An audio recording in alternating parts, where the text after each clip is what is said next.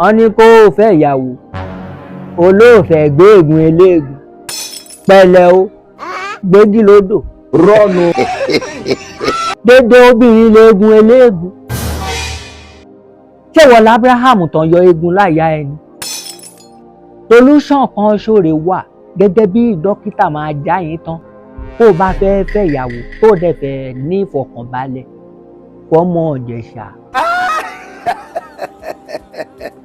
Ìjẹ̀ṣà Òṣèré Onile Obi ẹlẹ́ni àtẹ̀ẹ̀ka ẹlẹ́ni ẹ̀wẹ́lẹ́ Ògún torí kan wọn ó jà Haúsá ó torí Obi ó jà Ìjẹ̀ṣà ìjọ Ògún jà Haúsá ó kó kan ń lọ ó ráńdà bá otu gbogbo kan ń ó dìwò tìran gan.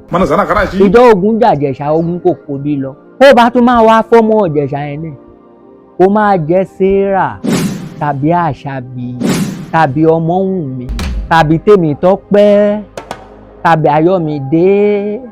Àyìnà paríparí ẹ̀ kò máa jẹ́ Mọ́dúpẹ́ Ọlá kásàbìlàsà àwọn ọmọ nìyẹn ìfọkànbalẹ̀ nìyẹn torí ẹ̀rí mo ṣe ń kọ́ mọ́ ọlọ́jọ́ òbí òní the most celebrated celebrant Aya Adésínà ọmọ ọlọ́jọ́ òbí èyí